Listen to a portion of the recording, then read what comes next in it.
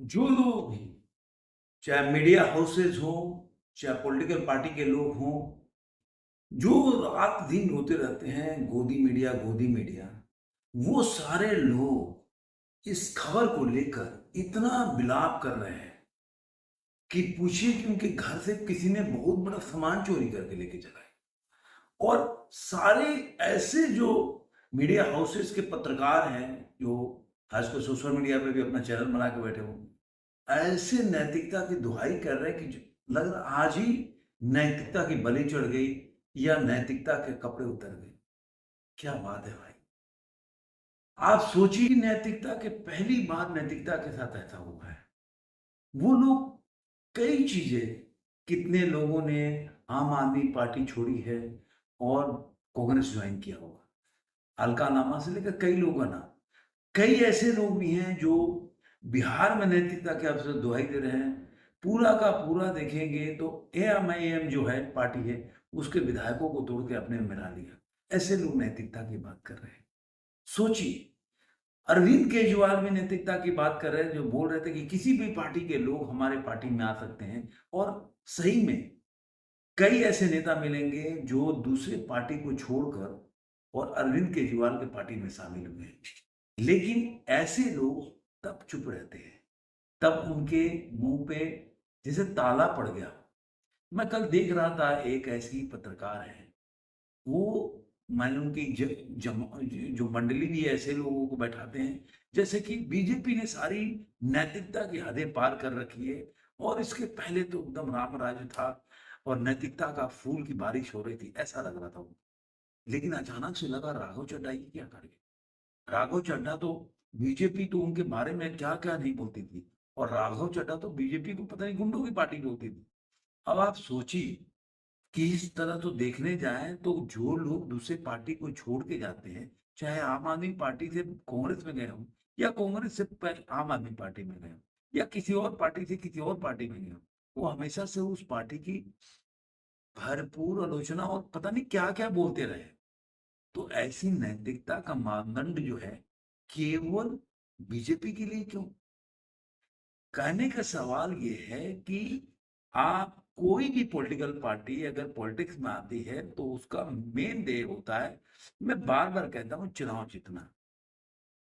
अगर उसको नैतिकता का ही करना तो कोई एनजीओ खोल सक, आजकल तो एनजीओ भी आप जानते हैं कि वो एनजीओ कई ऐसे बनाए जाते हैं, कितने एनजीओ का घोटाला करते हैं, तो अब एनजीओ भी नहीं बोल सकते। तो कोई समाज सेवा ऐसे गांव में करना चाहिए, ये सब पॉलिटिक्स छोड़कर। आप पॉलिटिक्स में आए हैं तो आप नैतिकता तो घर पे ही रह कर आते हैं, कोई भी दूध का धुला नहीं है।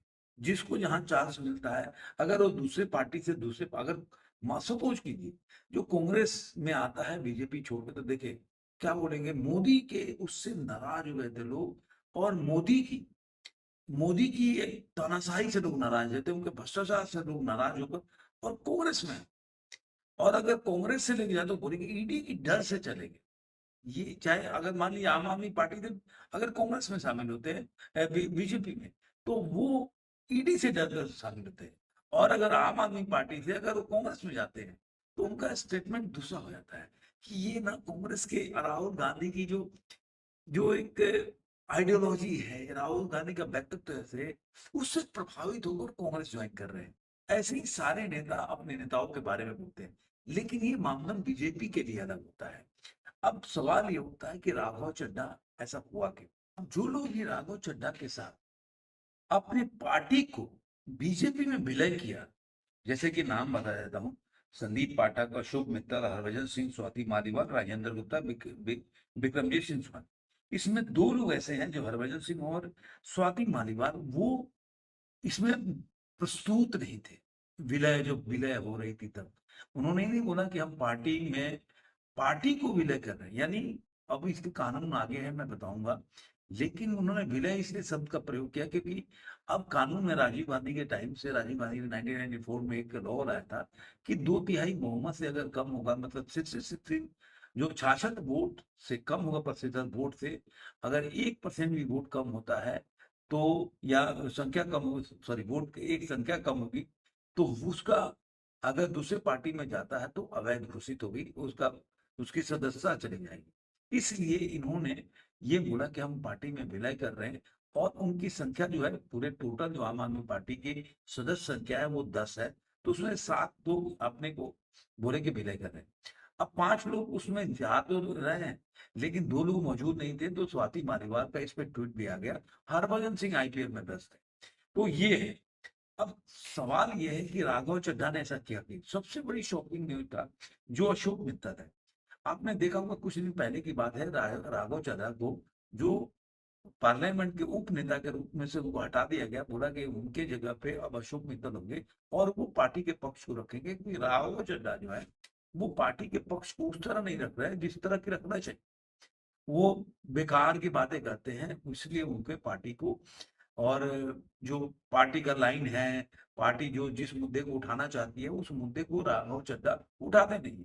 या आप मान लीजिए कि जब भी 2024 का चुनाव था तो उस समय पार्टी के साथ खड़े नहीं थे। 3 महीने तक वो आप लंदन में पड़े थे, अपनी आँख का ऑपरेशन करा रहे थे। जब अरविंद केजरीवाल जेल में थे, तो वो कभी भी पार्टी के साथ खड़े थे। बाद में भले ही उस समय तो संजय सिंह सफाई दे रहे थे, नहीं उनकी तबीयत ठीक नहीं है, उनकी आँख का ऑपरेशन चल रहा है, और बाद में वो आके प्रेस कॉन्फ्रेंस भी उनके साथ की। सवाल उठता है कि आखिर हुआ क्यों?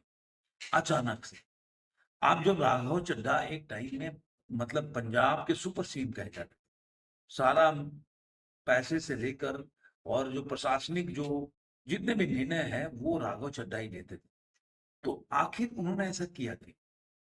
देखिए, जब पार्टी हारने लगती है, और एक सबसे पहले बात, पहला जो कोई भी पार्टी को, आम आदमी पार्टी को छोड़ा है, तो उसका वजह यही होता है, या किसी जो, मैं कांग्रेस की भी बात कर रहा हूँ, कि उनके पे एक मेन आरोप कोई भी छोड़ के जाता है तो लगाता है कि भाई जो शीर्ष नेता है, यानी कि राहुल गांधी हो या अरविंद केजरीवाल, वो ऐसे नेताओं से मिलने का समय नहीं देते या उनकी इज्जत नहीं करते, उनकी बात नहीं सुनी जाती।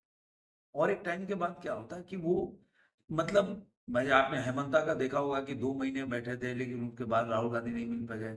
ऐसे कई नेता आपको मिलेंगे जो कांग्रेस छोड़ के गए तो उन्होंने ऐसे ही आरोप लगाया कि राहुल गांधी ऐसे लोगों से घिरे रहते हैं जो उनके पास उनकी ना पहुंच होती है, और ऐसे लोग उनको जो सजेशन देते हैं जिसके जमीन पे कुछ अलग होती है, और सच्चाई या लहर या जो भी, और जो उनको राहुल गांधी को समझाए तो अलग होता है, तो राहुल गांधी उनको देखकर निर्णय लेते हैं।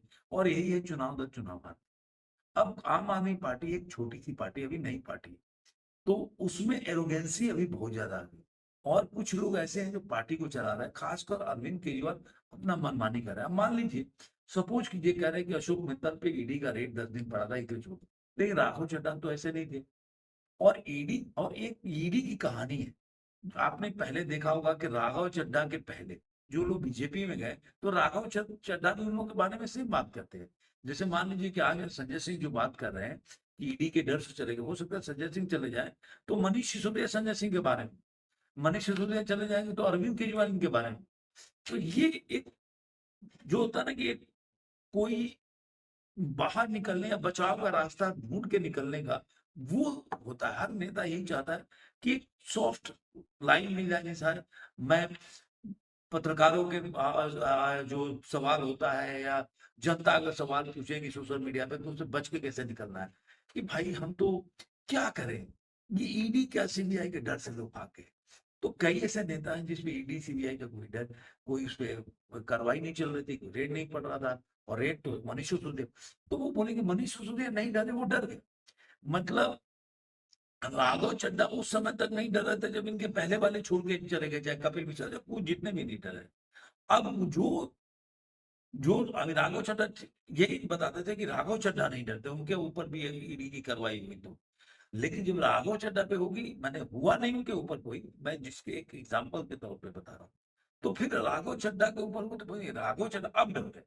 अब मान लीजिए कि इसके बाद संजय सिंह है तो संजय सिंह अब डर गए, पहले नहीं डर रहे थे। अभी मतलब कि संजय सिंह जेल में गए, अभी तो वो भगत सिंह के मतलब बोलते थे भगत सिंह ही है।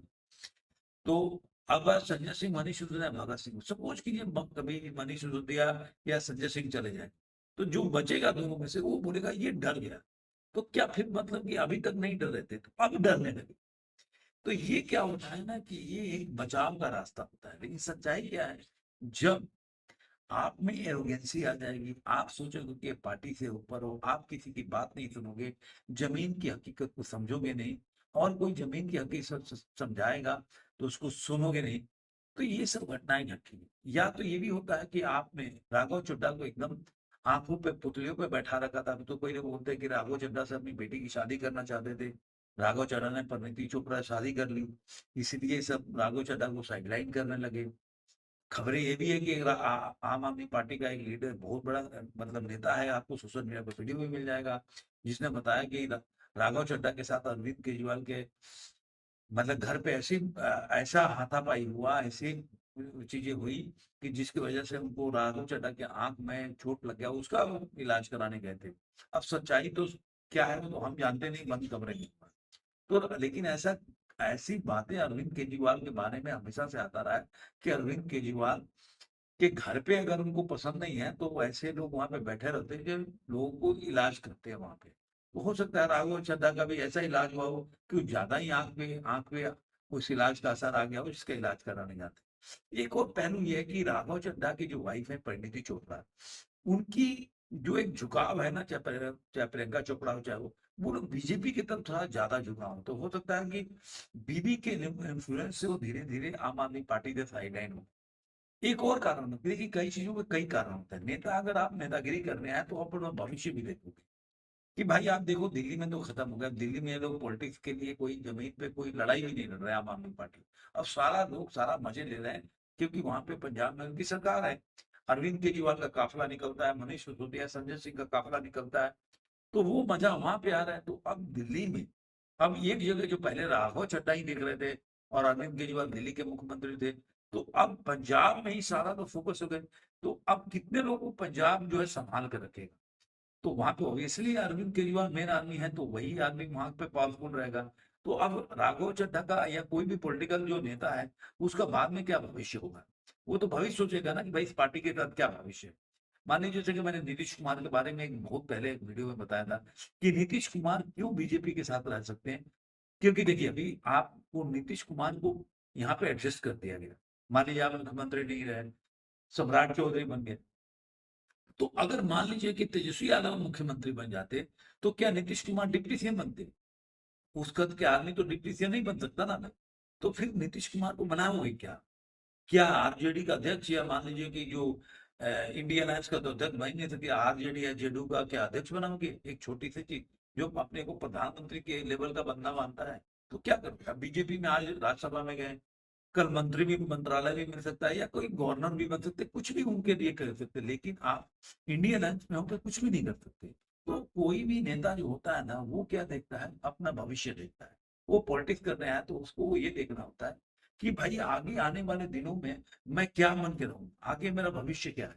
अब पंजाब में आम आदमी पार्टी पूरी तरह पंजाब में सीमित है, अब उससे आगे बढ़ने का मुझे कहीं चांसेस नहीं दिख रहा है, चाहे गुजरात हो कहीं भी हो। वो बहुत दूर की कौड़ी है, मतलब एक बोल सकते हैं ना कि आसमान में पत्थर उछालने के बराबर है। तो उसे कुछ होने वाला नहीं। तो आखिर फिर राघव चड्ढा का या ये जो मंत्री छोड़ के जा रहे हैं उनका जो सॉरी जो सांसद छोड़ के जा रहे हैं उनका क्या, वो क्या उनका भविष्य रहेगा। उन्होंने देखा कि मान लीजिए आज वो नेता बना रहे हैं, कल किसी और को बना देंगे और भविष्य तो है नहीं। अब क्या बीजेपी में कई चीजें हैं कि मंत्रालय भी मिल सकता है या पार्टी के प्रवक्ता या कई तरह के उनको एक पद दिया जा सकता है। कई महिला कोई बंधन अधिनियम में कोई ऐसा संस्था बनाए जिसके प्रेसिडेंट हो सकते हैं, काम देख सकते हैं। तो ये चीजें एडजस्टमेंट कर सकते हैं, लेकिन यहाँ पे एडजस्टमेंट नहीं हो सकता। इसलिए राघव चड्ढा को अच्छा लगा। अब बीजेपी के साथ क्या है कि देखिए कोई बोले जैसे कि बहुत लोग बीजेपी के समर्थक वो बना रहे कि राघव चड्ढा का बयान क्या, तो ऐसे तो बहुत लोग का बयान है।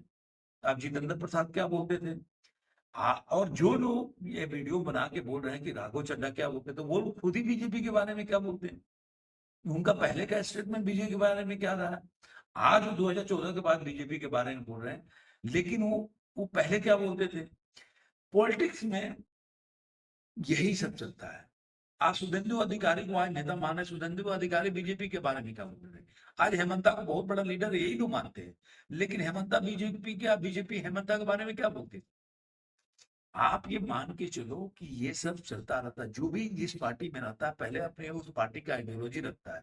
पहले शहजाद पूनावाला का क्या स्टेटमेंट था बीजेपी और क्या। आज भी ऐसे जो यूट्यूबर लोग हैं जो बीजेपी के समर्थक भी हैं, वो लोग शहजाद पूनावाला के साथ पॉडकास्ट भी करते हैं, लेकिन आज वो भूल जाते हैं कि शहजाद पूनावाला का जो ओपिनियन था पहले बीजेपी के बारे में क्या था, जब वो कांग्रेस में थे, जब वो प्रवक्ता बन के कांग्रेस के आते थे वो क्या बोलते थे। लेकिन आज वही लोग सजाद पूनावाला की बहुत तारीफ करते हैं, वो तो याद नहीं करते कि सजाद पूनावाला का। तो आप ये चाहिए राघव चड्ढा के लिए अलग रूल और बाकी लोग के लिए अलग रूल भी रखना नहीं पड़ेगा। अगर बहुत ज्यादा कोई एकदम कोर वामपंथी है तो वो अलग बात है, लेकिन अगर मान लीजिए जो पार्टी का जिस पार्टी में रहेगा वो पार्टी का विरोधी दल है, तो उसके बारे में कुछ तो बोलेगा। ऐसा तो नहीं अच्छी अच्छी बातें बोलेगा और अपनी पार्टी में रहूं, मैं कांग्रेस में हूं और बीजेपी के लिए अच्छी अच्छी बातें बोलूं, ये तो संभव नहीं है। तो बीजेपी के अपने अपोनेंट पार्टी के बारे में तो बुरा बोलेगा ही। एक होता है कि बहुत मतलब एकदम विपरीत बात बोलना, और एक होता है कि चलो मतलब वैसे होता ना कि कुछ डाइजेस्ट कर सकते हैं और कुछ अनडाइजेस्टेबल होता है। जैसे मान लीजिए किसी का एकदम जो हिंदू के खिलाफ हो एकदम बिल्कुल, उनका मतलब मान लीजिए कि जो बीजेपी की आइडियोलॉजी उस आइडियोलॉजी के बिल्कुल खिलाफ। एक और विरोध करना कि आरएसएस से भरा रहे और हर बात में आप हिंदू धर्म को डिमीन करने वाला व्यक्ति हो, तो वो आदमी जैसे प्रकाश राज है उसको अगर बीजेपी में शामिल करते हैं, स्टालिन को शामिल करते हैं, ऐसे लोगों को तो आप बोल सकते हैं। लेकिन जब पार्टी का आइडियोलॉजी होता है कई बार उसको लोग प्रेजेंट करते हैं, प्रेजेंट करना भी चाहिए, क्योंकि पार्टी इसीलिए उनको रखी है। तो कहने का मतलब ये है कि इस तरह की बातें चलती रहती है। अब ये बात ये है कि राघव चड्ढा अपना भविष्य को देखकर, और बीजेपी जो है एक चुनाव खत्म नहीं है दूसरे चुनाव के लिए तैयारी शुरू कर दी है। यानी कि अब मुझे ऐसा लग रहा है कि बंगाल का चुनाव बीजेपी इसमें जीत जाएगी सरकार भी बनाने की। अब उनके पास दो ऐसे जगह है जहां पे वो अपने पांव को फैला सकते हैं या जीतने का प्रयास करना पड़ेगा, एक तमिलनाडु एक पंजाब। दोनों पे बीजेपी कभी भी, कर्नाटक में तो चलिए फाइट में है, लेकिन दोनों जगह पे बीजेपी का अपना कोई वर्चस्व नहीं, सिंगल हैंडली। तो वहां पे बीजेपी को कहीं ना कहीं बाहर से ही इंपोर्ट करना पड़ेगा ऐसे लीडर जो पहले से ग्राउंड पे काम किए हों और बीजेपी के लिए वहां पे काम करें। उनकी रीच बहुत जल्दी पहुंच जाएगी। आप नया लीडर पैदा करो तो पता रहे 10 साल लगे, तो ऐसे लोगों के साथ मिलकर आप आगे बढ़ सकते हो। होता ना एक सपोर्ट सिस्टम। आपको डूबते हुए को तिनके के सहारा, इसीलिए वो अब डूबता हुआ बोलेगा कि मैं तो पानी में डूब रहा हूं, अब तैर करके मैं ही खुद निकलूंगा, तो पता चला वो निकलने के चक्कर में डूब जाएगा। तो आपको तिनके का सहारा लेना ही पड़ेगा, यही कहावत भी कहता है और यही मतलब जो सिद्धांत रूप से है या सामाजिक या प्रैक्टिकल रूप से यही होता है। तो मेरा ऐसा मानना है कि बीजेपी अब पंजाब के तरफ फोकस कर रही है, और बीजेपी की अभी जो पूरा फोकस है वो आप देख लीजिए, 29 को चुनाव है, 29 के बाद आप देखिए 2 दिन पहले से प्रचार खत्म हो जाएगा और सारा फोकस है पंजाब में चला जाएगा, क्योंकि तमिलनाडु में भी चुनाव हो गया, हर जगह अब पंजाब बचा है, वो लोग पंजाब की तैयारी करें। तो देखते हैं आगे इस पे क्या खबर आती है। लेकिन ये जरूर मानना है, ये राघव चड्ढा ने जो बोला था कि मैं घायल हूं इसलिए घातक हूं और मैं वापस जरूर आऊंगा, तो वापस बहुत ही धमाकेदार हुए, पूरा का पूरा पार्टी गायब हो गया। तो देखते हैं और क्या होगा। 3 लोग बचे, संजय सिंह हैं और गुप्ता जी हैं, देखते हैं क्या कर पाते हैं, वो तो आने वाले दिनों में बताएगा। या जो अमरिंदर सिंह बड़ी जो है वो बोल रहे हैं, पंजाब में दावा कर रहे हैं कि 50 विधायक जो है वो पार्टी टूट सकती है पार्टी से, और वो पंजाब की सरकार भी गिर सकती है, या पंजाब में जो है सरकार का परिवर्तन भी हो सकता है। तो सब लोग अपने अपने दावे हैं वो मानते हैं।